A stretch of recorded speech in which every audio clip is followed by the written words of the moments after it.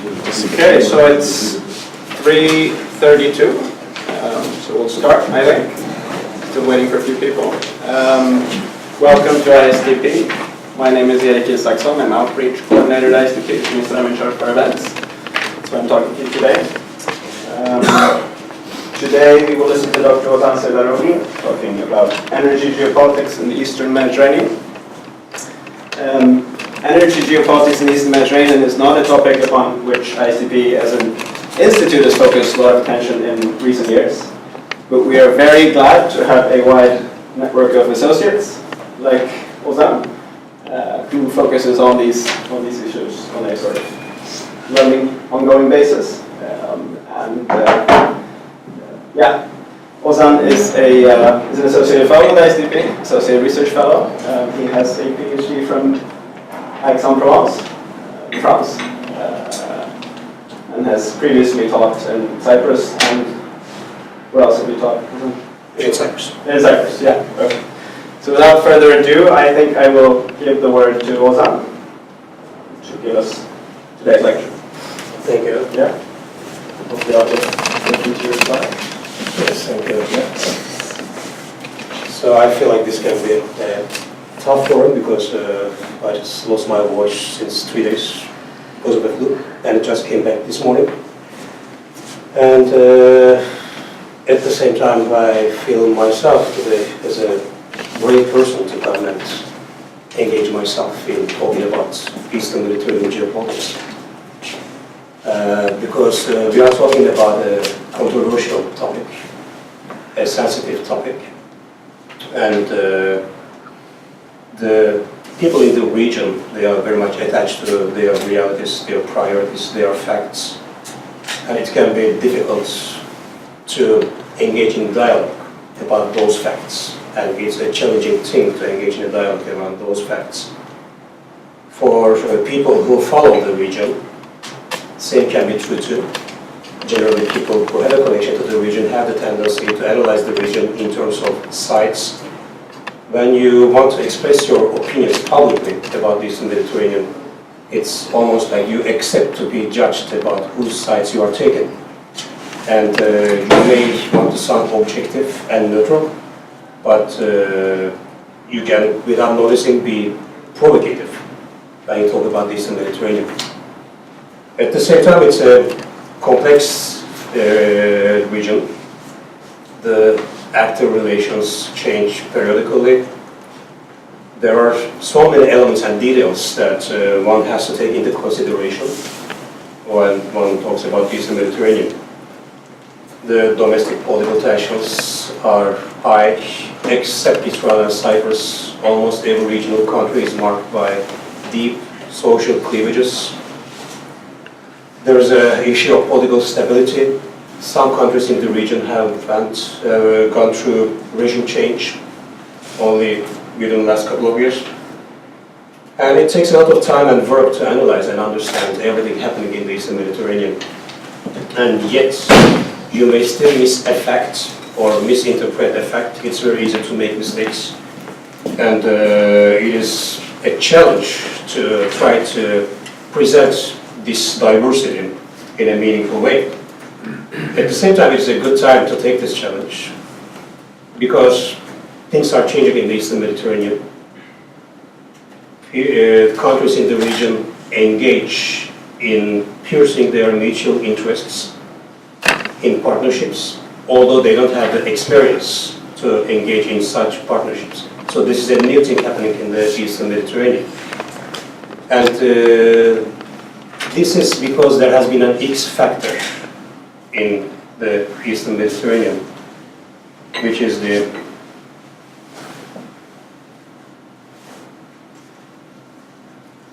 discovery of so far proven 2 trillion cubic meters of natural gas. This has created a certain almost regionalization movement and made certain countries align on the same side, and it is interesting to analyze how this has happened. The first discoveries in the Eastern Mediterranean came in the 1960s close to the Egyptian coastline. That's why Egypt has two liquefaction fields in Itku and Damietta to process its oil and transfer it mainly to the domestic market. The Leviathan and Tamar discoveries in the Israeli coastline or exclusive economic zone came in 2009 and 2010. The total amount of natural gas, proven natural gas in this area is 900 billion cubic meters. Then came the Aphrodite discovery in the Cyprus exclusive economic zone, and the amount is 130 billion cubic meters. In 2015, the biggest discovery was found in Zohr field, that's an Egyptian field, with 900 billion cubic meters, which equals the total of gas that Israel has. While they discovered the natural gas, especially Cyprus and Israel, they thought about ways to transfer this gas to potential markets, because they had the problem of marketing the gas, since their domestic markets were very slow. The total amount of gas that we are talking about in these four fields is close to 2 trillion cubic meters, and Russia alone has 50 trillion cubic meters of natural gas. So compared to the biggest natural gas producer, this is a modest amount. But it is enough for Cyprus, what has proven found in the Aphrodite field. It's enough for Cyprus to satisfy its natural gas needs or energy needs for coming 100 years. And for Israel, it is enough to cover its needs for 40 years. In order to extract the gas and engage in an investment in the region, there is a need to find export markets. And this makes Cyprus and Israel have closer relations with Greece in order to transfer the gas to the EU. And the three sides signed an energy triangle agreement in order to contemplate over different ways to transfer this gas to European markets. One idea was a pipeline, which goes through Greece to Italy. Another idea was to transfer the gas liquefaction fields. Maybe building a new one in Cyprus that would cost 6 billion euros. Or maybe, without engaging in such an investment, using the Egyptian liquefaction stations in Itku and Damietta.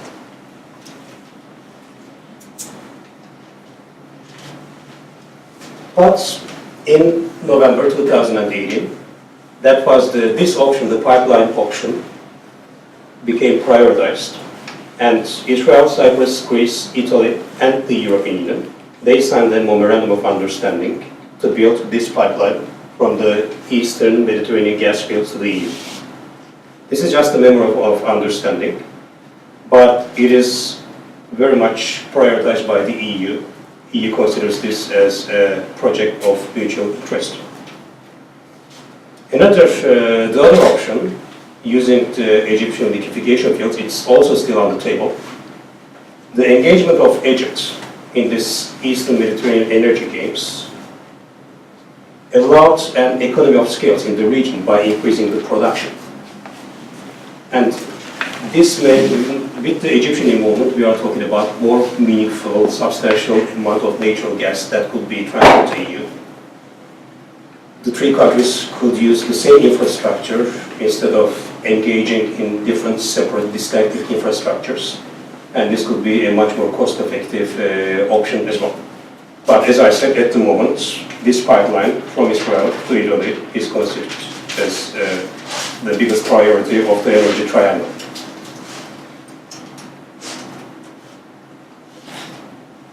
After the discovery of Aphrodite, Leviathan and Tamar fields, Cyprus and Israel in 2009 signed an exclusive economic zone agreement, which means that they mutually recognize each other's exclusive economic zones, although Israel has not an exclusive economic zone regime. In Israeli understanding, two countries bilaterally engage in dialogue to define their continental shelves. But Cyprus is a signatory of the United Nations Convention on the Law of the Sea, and it defines its own exclusive economic zone on this ground. It had signed an agreement, and exclusive economic zone, or EEZ agreement with Egypt in 2003, which means that Egypt recognizes the Cypriot exclusive economic zone and Israel by a bilateral agreement. Egypt and Israel, they don't have an agreement yet. It is on negotiation. But the three sides mutually recognize each other's declared exclusive economic zones in order to extract or engage jointly in natural gas extraction projects. As I said, the Egyptian involvement was necessary to increase the production. With this purpose, both Cyprus and Israel signed pipeline agreements with Egypt in order to transfer their gas to Egypt, and from there, after the gas being liquefied, shipping to the EU as an alternative and more individual solution to their export problem. These initiatives created a very commonable environment context for more regional involvement of other countries as well. In January 2019, the Energy Triangle, which means Greece, Cyprus, Israel, and Italy, and the Palestinian Authority, then Jordan, they signed an agreement on Eastern Mediterranean Forum, which means a platform for collaboration on energy issues, which also has the potential to transform into an international organization with its secretariat in Egypt.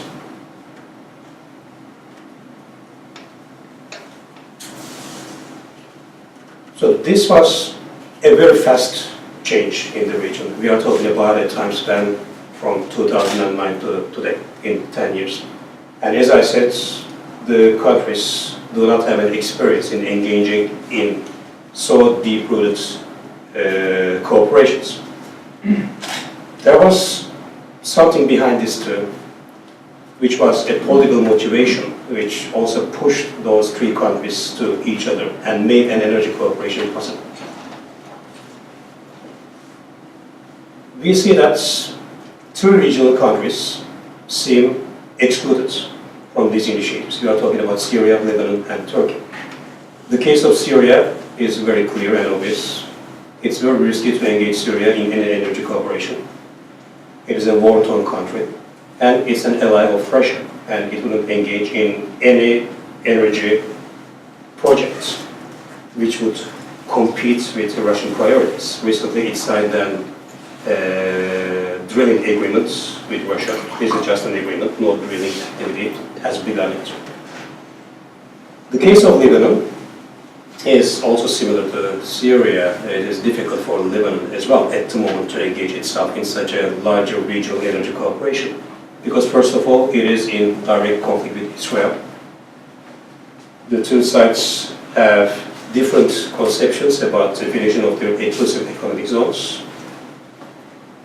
And there's a disputed area between the two countries close to Tamar fields, as you see on the map. Lebanon has also a less developed energy infrastructure compared to Egypt and Cyprus and Israel. It has only recently licensed a consortium for drilling activities in its Block 9, which also falls in this disputed field. And another political tension may arise in the middle term between Lebanon and Israel in this regard. The case of Turkey is a bit more complicated, and Turkey has a potential to bring an additional dynamic to everything that is happening on the field. First of all, although they may seem at odds at the moment, Turkey and Israel are imminent economic partners. Their relationship was mainly based on military cooperation in the 1990s. They had many agreements from defense industry to military education. Then this transformed into better economic relations in the 2000s. In 2006, the Israeli Minister of Foreign Affairs described relations with Turkey as perfect. Erdogan engaged itself in negotiating between Palestine and Israel. Shimon Peres gave a speech at the Turkish parliament in 2007. And in 2008, the two sides even signed a Mediterranean pipeline agreement in order to carry potential gas from Israel to Turkey. At that time, the Tamar field and the Leviathan field were not yet discovered. Things changed in the Gaza war in 2008 and 2009. The heated debate between Erdogan and Shimon Peres in Davos became a symbol of restrained relations. And the Mavi Marmara raid of 2010, when 9 Turkish civilians were killed by Israeli forces, the diplomatic crisis became official. But still, at the same time, economic relations continued. And since the Mavi Marmara raid, the trade volume between Turkey and Israel has doubled. Turkish energy companies like Zorlu Group engaged in energy projects in Israel.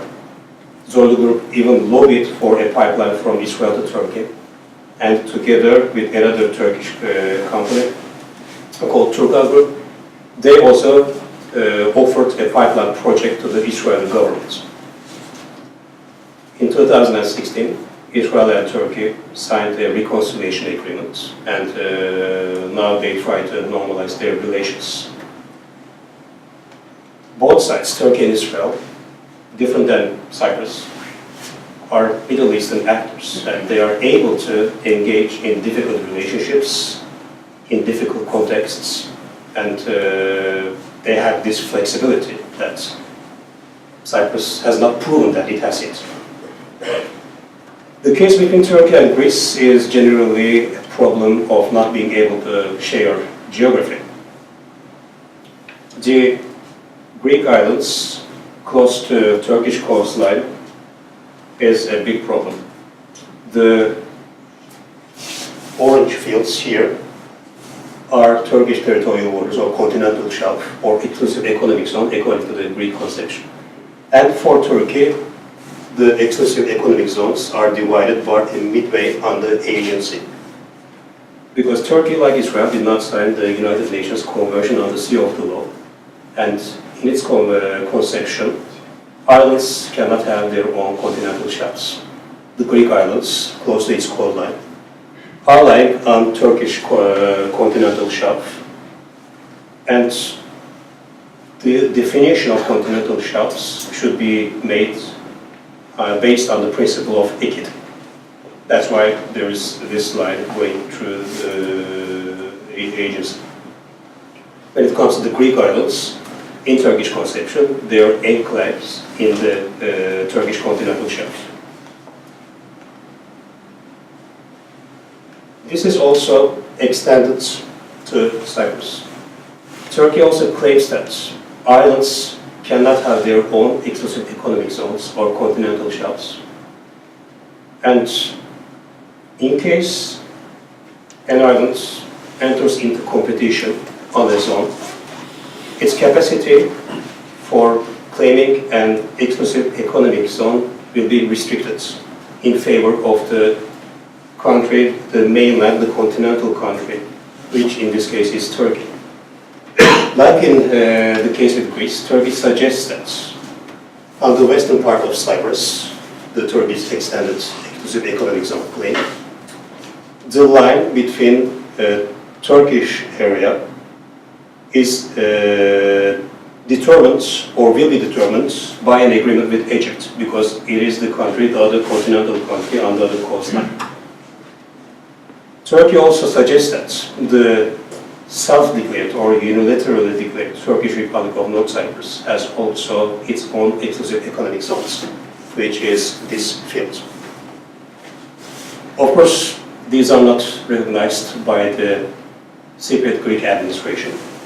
First of all, it does not recognize at all the Turkish Republic of North Cyprus. And secondly, it defines its own exclusive economic zone based on the United Nations Convention on the Law of the Sea. So in the Greek, both, I'm talking about mainland Greece and the Greek administration in Cyprus, the Turkish continental shelf is on the north of this Cypriot exclusive economic zone. And those 12 blocks are the natural gas drilling blocks of declared by the Republic of Cyprus. And we see that certain blocks overlap with the Turkish claim, which means the blocks 4, 5, 6, 7, and 1. According to Turkey, some parts of those blocks are extension of its exclusive economic zones. The rest of the blocks, 2, 3, 8, 9, 13, are also overlapping, according to Turkey, with the exclusive economic zone of Turkish Republic of Northern Cyprus. As new discoveries are coming, it is also becoming obvious that the tensions will increase. And to this, I personally consider the Greek Cypriot administration more prepared at the moment than Ankara. What has happened was that the current Anastasiades government has been very effective, I think, in building a pro-Nicosia axis in the region and limiting Turkey's diplomatic capacities. This was paradoxically because it had very little options. The main solution to break a certain stalemate, which is economical and political, was to discover its own room of expansion in the Eastern Mediterranean. What had happened? Following the 2009 global crisis, both the Turkish and Greek sides of Cyprus entered into a liquidity crisis, which means they could not find any money and they had to sign economic recovery agreements. The Turkish part signed an economic recovery agreement with Turkey, and the Greek part signed a recovery agreement with IMF and the EU. This limited the Anastasiades government's economic options. It had to find alternative solutions, and the natural gas discoveries came at the same time. In order to face the economic crisis, find a solution, and also make an effective use, benefit from the natural gas resources, Anastasiades government began to look for regional partners. And that also coincided with a change of regime in Egypt. During the Muslim Brotherhood-affiliated Morsi government in Egypt, the relations between Cyprus and Egypt, or the Republic of Cyprus and Egypt, were very low-profile relations. Morsi government had even cancelled the exclusive economic zone agreements from 2003. And this agreement was important because it recognizes the rights of Cypriot exclusive economic zone on blocks from 1 to 7. That was in perfect line with the Turkish AKP vision, which wanted to renegotiate the exclusive economic zones. But the end of Morsi government changed this possibility, or destroyed this possibility for the Turkish government, as the Sisi government, which replaced it, redeclared its engagement on the 2003 agreement. On top of that, the Anastasiades government and Sisi government signed the unitization agreement, which means they accepted to jointly produce gas, which is around the median line dividing their exclusive economic zones, which means that this median line dividing their exclusive economic zones became a joint reservoir, and they agreed to share the dividends of this reservoir together. This was also a period when the relationship between the Egyptian Sisi and Turkish Erdogan governments were very, very strained. Erdogan continued to condemn the military coup through which Sisi acceded to power after the Morsi government. And this has also pushed Egypt, or allowed Egypt to have a more pragmatic vision to the region and engage in a cooperation with Cyprus. The relationship between Cyprus and Israel is at the moment, when it comes to energy cooperation, may seem very productive, but there is a little problem there. which is the status of the Aphrodite field.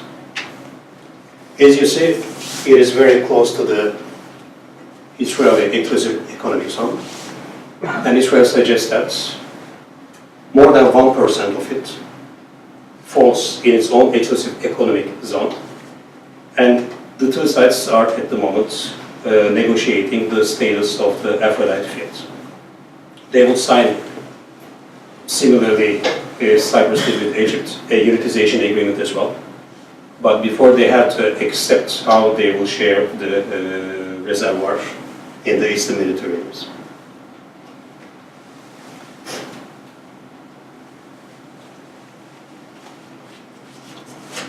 In the point we came today, it is becoming clear that without a settlement in the Cyprus issue, going further in the current energy cooperation, which is initiated by the Energy Triangle, seems a bit difficult. The main issue is the issue of funding. As we have seen, the Cypriot market is very small and there is a need for export. The companies which are engaged in drilling activities in the Cypriot border, which is Eni, Exxon and French Total, do not want to make production only for the Cypriot internal market because it is very small. They are doing drilling, but at the same time they did not yet begin to extract gas or produce gas. For that they are in need of a clear agreement about exports or export possibilities of the Cypriot government. As we have seen, the status of the Aphrodite field is discussed with Israel, and the field at the moment is not developed, and oil production is at the moment on pause. Another issue which restricts the capacity of the Greek Cypriot government is the security problem around these fields. As we have seen on this field, Turkey suggests that some fields overlap with its own exclusive economic zone and that of the Turkish Republic of Northern Cyprus. And this is why it had intervened in 2018 in Block 2, as Eni was undertaking drilling activities with its drilling ship Cyprus 12,000. The Turkish Navy entered the region and prevented Cyprus 12,000 from drilling. Similarly, we see here on the Block 6, the Calypso discovery. This is also an Eni discovery. This is Exxon discovery. This created another tension last year, as the US Navy went to the region, seeing that some part of the same block is declared by Turkey. Turkey did not intervene in this block because some say the Calypso discovery is not a part of the exclusive economic zone, which is reclaimed by Turkey. It is more to the south, or some say because it was the American Navy that Turkey did not intervene. But Calypso discovery was an important discovery. It equals 200 billion cubic meters of gas. And that makes the Greek administration, or increases the Greek administration's odds to become a more significant energy actor.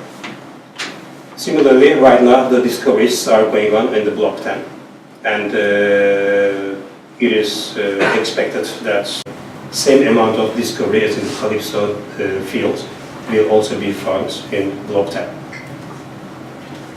As these explorations continue and there is more natural gas reserve, Turkish attitude here becomes important because Turkey, as we have seen with the Block 2 here, may exert deterrence in the region. It had sent its navy before, and it threatens that it will send navy if the Greek Cypriot government continues with its unilateral gas drilling actions. At the same time, Turkey intends to undertake its own drilling activities. It will start first on behalf of the Turkish Cypriots in the TRNC exclusive economic zone, and it will also engage its own, or it's declared that it will engage in its own drilling activities in the blocks between 1 to 7, which according to the Cypriot government is in its own exclusive economic zone.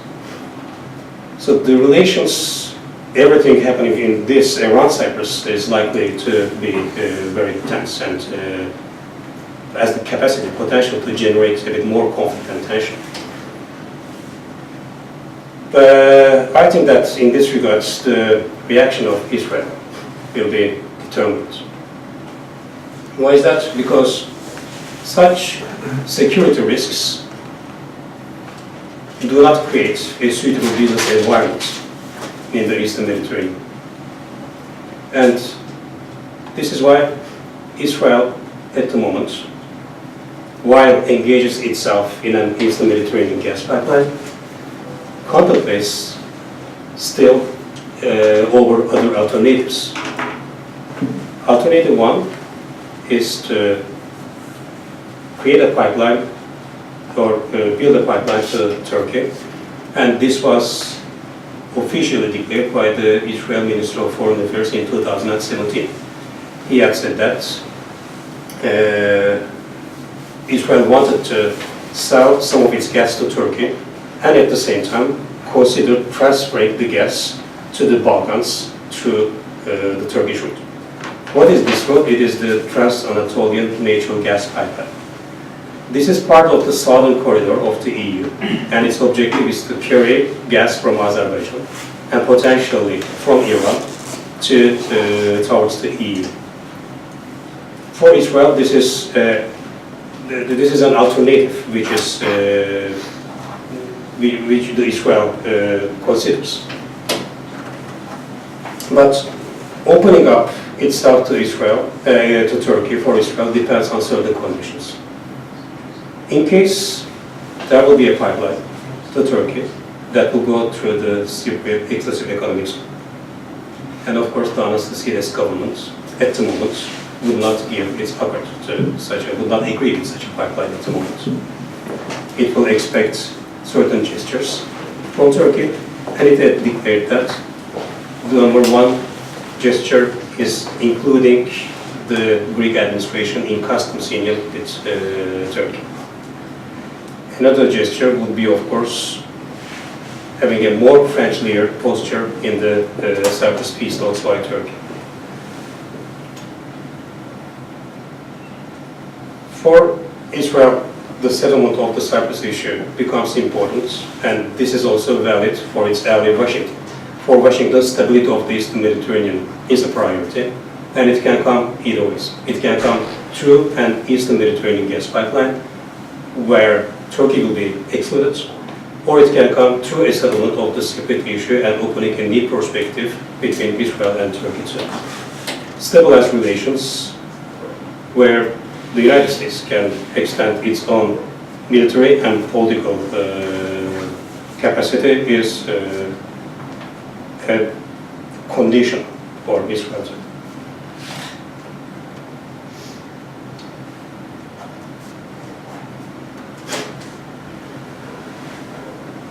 As we have seen, when we are talking about different scenarios, the Republic of Cyprus seems like it entered in the Middle Eastern power games in one way.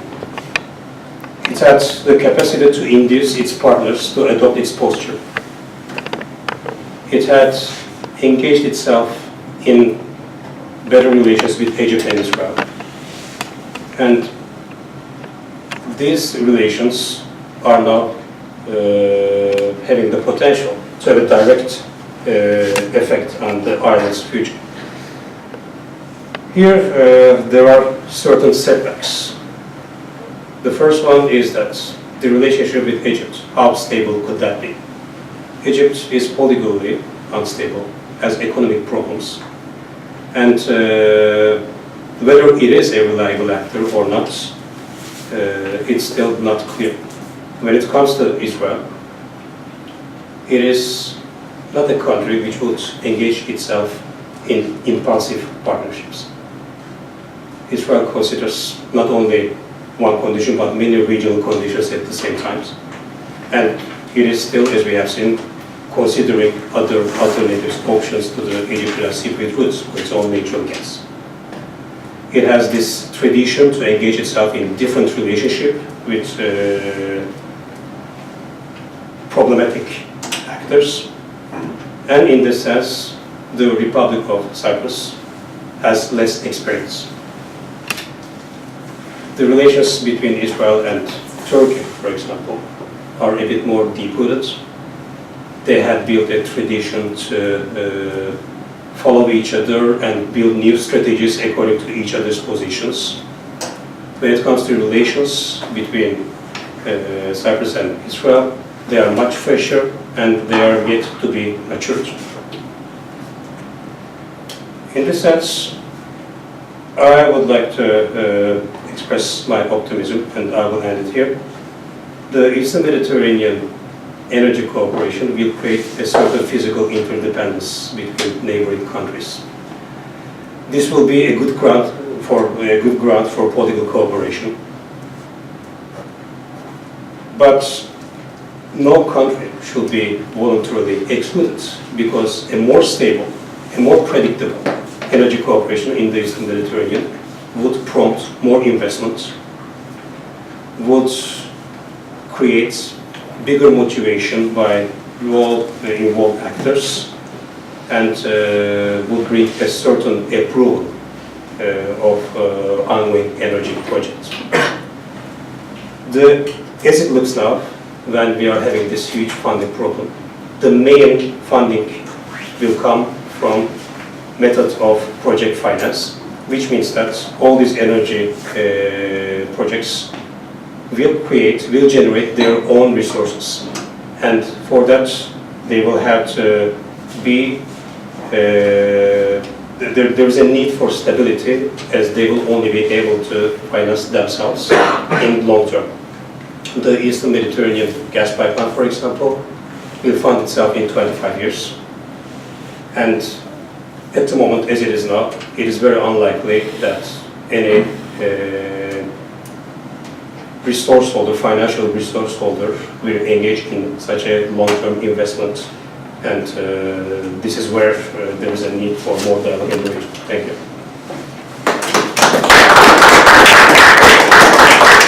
Thank you very much, Ozan. Please sit down, and we'll, before going into letting the audience in to ask some questions, I'll ask you one question about, you mentioned the socio-economic cleavages within many of the countries in the region. Are there any instances that stand out, would you say, in terms of socio-economic cleavages within countries that sort of affect these dynamics very much? If you could sort of expand on that point. Well, actually, a certain progress in energy cooperation in the region was accelerated after Nicosia engaged in better relations with Egypt. And that's happened after a shift of access in Egyptian foreign policy, when the Muslim Brotherhood affiliated Morsi government was replaced by the Sisi government. And in Egypt, this Muslim Brotherhood affiliated groups are political facts. And of course there is a certain competition when it comes to political resources or entry to the political resources between such groups and the current government. And in case there would be another regime change or another philosophy change in foreign policy, of course the future of the Eastern Mediterranean energy cooperation would also be at stake. As I said, Morsi government had another vision on cooperation on the energy issues. It wanted to cooperate more with Turkey than other regional actors, but the Sisi government followed a totally different posture. Same can be true also for other regional countries as Cyprus, Israel and Turkey too, although not maybe to the same extent. But the regime change or eventual governmental change have much radical effects on the Eastern Mediterranean in other countries, because political cleavages are so strong that same common country may pursue totally different foreign policies in the different contexts or in different time frames. Thank you. Some good food for thought there. Is there anyone in the audience who would like to pose a question, please? State your name and... Yes, my name is Serdaroglu. I'm the ambassador of the Republic of Cyprus. All of what Mr. Serdaroglu said Greek civil administration. I'm not a Greek civil administration. I'm a country recognized by Sweden and all the world, with the exception of Turkey. First of all, Mr. Serdaroglu, of course, you presented the Turkish view on the issue. I congratulate you. It was a very good presentation. May I only comment on 2 or 3 points? Because at the same time I was ambassador in Egypt 2011 to 2015. You mentioned that Mr. Morsi cancelled the agreement of 2003 between Cyprus and Egypt on the delimitation of our maritime zone. This is not correct. In no one occasion this thing occurred. Turkey at that time tried to do it, but Mr. Morsi stayed in power only, I think, a year. So this thing never happened. The agreement between Cyprus and Egypt was never cancelled. So that you can find that. I'm not telling you something that is not true. Now, you said, of course, you presented a map, and you said this is claimed by Turkey, this is claimed by Turkish Cypriot territory, and then you said Turkey does not recognize that islands have exclusive economic zone. Our claims on the economic zone of Cyprus, and on which we base our agreements with Israel, Egypt, and Lebanon, we also have agreement with Lebanon, but it was not ratified by Lebanon because in the meantime they have discovered a disagreement with Israel, not with us, with Israel. So we base our claims on the international law, the International Convention of the Law of the Sea of 1982. Turkey is not part of it, and you said Israel is not a part of it. Yes, Israel is not a part of it, but it recognizes the provisions of the International Convention. And also Turkey recognizes the provisions of the International Convention because you signed relevant agreements with the countries of the Black Sea based exactly on the International Convention of the Law of the Sea. Am I correct? Yes, I'm telling some facts that you didn't mention. Cyprus has an economic zone. We think we have an economic zone, and all the countries of the world support us. Of course, there is the west side of Cyprus, which is, it could be our claim, it could be Turkish claim, but we must come to negotiations. If we cannot come to negotiations, let's go to the international tribunals and settle the issue based on international law. If Turkey are ready, we are ready. We have no fear in going to the court and accept the decision of international tribunals and courts. You mentioned the discoveries in Aphrodite, in Calypso, and the latest one in block number 10. With Aphrodite, we are in years we're negotiating with the companies are negotiating to solve the minor problem with Israel. This is not we don't consider that a problem in our relationship, and we very soon we shall. I think we finalize an agreement with Egypt, and all the gas from Aphrodite will be sent to Idku and then sold to the rest of the world. The Calypso deposit is not yet confirmed. We are waiting confirmation next year because you make a drill, you discover gas, but then other companies come after 6 months, after a year, and they confirm the deposit. So we have unconfirmed deposits maybe of 12 TCF or, as you said, 2 million, 200 million liters in Calypso, and another even more than that in number 10. And more ExxonMobil, we conducted more drillings. Now, of course, we know Turkey is a problem, and they have a crushing military superiority over us.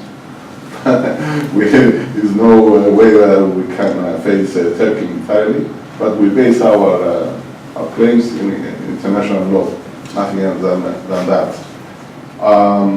Mr. Ambassador, could I just, sorry to interrupt you, did you have a question that we could get to? I wanted to clarify this, and also to say that the best way to solve the problems of the region is to have a solution of the Cyprus problem.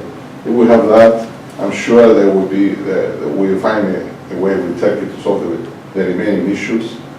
And we Turkey Cypriots, in fact, in 1st of March last month, we have enacted a law, the Cyprus National Investment Fund law, which says that all the profits of the findings, of the gas findings or oil findings, will be put into a special fund which will benefit all the Cypriots, Greeks and Turks. But this will happen after we develop this, I don't know, 3, 4, 5 years. And once we have a solution, this will benefit all the people of Cyprus, not only us, but the Turkish Cypriots as well. Okay. Thank you very much, Mr. Ambassador. We like the spirit of debate, I think this is good. Did you want to comment at all on this? No, I just wanted to make it clear my position as well. I said the Morsi government wanted to cancel the agreement. I just wanted to make it clear. And I thank you very much for your input. Is there any other question that we could take right off the bat from the audience? If not, then I could just hop into the question you mentioned, the East Med Gas Forum. Seems like sort of an interesting prospect. What do you think that the sort of obstacles at the moment to realize this? You mentioned it could evolve into an international organization even. What are sort of it is very new. They met for the first time in January, only 2 months ago. And the objective is to go as deep as possible and maybe trigger a new dynamic in the region where it could achieve a new regionalization mode and then transform into an international organization. But at the moment, I think it is just a declaration of mutual expectations. All the interested parties, they want to have better relations not only on the energy sector, but also on other fields. Both in their relationship with Egypt and Greece, and the energy triangle with Greece and Israel. The Republic of Cyprus is in favor of a greater cooperation in the region, both in political and military terms. There has been a meeting also last year and the possibility of a military cooperation. And one of the political figures from the Greek side said that they wanted to involve also the United States in this cooperation in order to create a stability axis, an axis of stability in the Eastern Mediterranean. And I think that there will always be this dimension in economic cooperation, even if it's a sectorial cooperation. We have seen that it has the potential to spill over to other areas, which exactly happened with the European Union and the European Coal-Steel Community. And there is this potential to create a greater regionalization mode, of course, because energy is an important sector. And as I said, it creates physical interdependence between countries where they will need to jointly produce new policy frames, policy-making frames. So I think there is this prospect, but it absolutely depends on how the energy cooperation will evolve in the first hand. In case there is progress, I think that there is always this potential that it will be followed up by other cooperation in other fields. Anyone would like to ask a question? We see a hand there. Just ask how the EU or different EU member states are reacting to increasing tensions or potential for increasing tensions. If you can comment a bit on that. Well, the EU position about the Cyprus issue is very clear. Yeah. The island, not in its totality, is a member of the EU. So it is directly involved in the conflict when we consider the juridical facts. But I think there is a hope in Brussels that the energy cooperation will bring more stability in the region by opening new channels for dialogue. This is also expected by United Nations. In its recent report, Guterres suggested that there was a need for new dialogue channels on the island, and that energy could be used in this regard. So the EU position, according to me, is very much in favor of increased cooperation, energy cooperation in the region. But the only concrete step taken by the EU right now is declaring the Eastern Mediterranean gas pipeline as a project of common interest. There is also the European interconnector between Israel, Cyprus, which is an electricity grid project, where the Cyprus will be connected to the European electricity system. So there are certain projects that the EU wants to contribute to stability in the region or prompt actors for more economic cooperation. And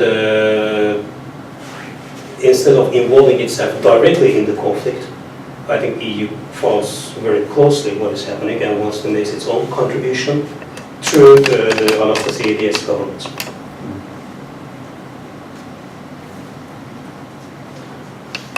Anyone else who would like to either comment or ask a question? Could involve regional powers' view on the topic, or major powers' view on the topic. Otherwise, I could ask, how do you, major power the other side of the Atlantic, the U.S.? You briefly touched on the U.S. Could you expand on how the U.S. sort of sees this energy triangle? Regarding the energy, I think it is about to be, of course it has a vision on the Eastern Mediterranean, which is more like a military concept, or the political support to Israel. But in terms of energy cooperation, everything is new. We are just talking about a big change in the last couple of years. So it is a bit more modestly engaged at the moment in what is happening. But I think, as I said, it could go either ways. In my understanding, United States, the natural resources that are discovered at the moment are not big enough to totally engage itself in taking sides. I think it's more interested in bringing in what these resources could bring to the region in terms of stability. And I think the United States could have a sort of flexibility to engage itself one solution or another, not just following strictly its own conception when it comes to energy cooperation. I think it could try to make it facilitate any cooperation which is in progress. And at the moment, it is the Eastern Mediterranean pipeline, which looks like one step ahead of other alternatives, based on what Israel will prefer, how the Eastern Mediterranean pipeline prospect will evolve. There could be changes, because as I said, the priority will be achieving stability in the region, and at the same time, maybe a bit limiting the Russian sphere of influence. And whatever contributes to that, I think, will be preferred by Washington. Any hands? No hands yet. Russia, then. Did you, Alex, did you? No. Yeah. Yes, this would limit Russia's sort of ways to sell gas to Europe if this became a reality. Yeah, as I said, the discoveries are very modest compared to what Russia already owns. Right. We are talking about, with proven reserves, 2 trillion cubic meters, and Russia has 50. But in terms of creating a new political alliance where it's not included or where it cannot control, then this could prompt Russia to involve itself more in the Eastern Mediterranean. And that's why it signed, or not directly Moscow, not directly the government, but Russian companies signed agreements with Syria and Lebanon in the consortium that will do drilling activities in the Block 9 of Lebanon. There is also a Russian company, and there is new, as I said, an agreement with Syria to start, or at least engage in one way in an energy cooperation. So Russia, I think, will try to gain ground first through Syria and then Lebanon. But at the moment, we are talking about countries which are, as I mentioned, excluded from new energy initiatives, and it will have to take some more creative action if it will want to involve itself in the games. Maybe cooperation with Turkey, or trying to, inside Israel and Cyprus, get closer with itself than with the EU.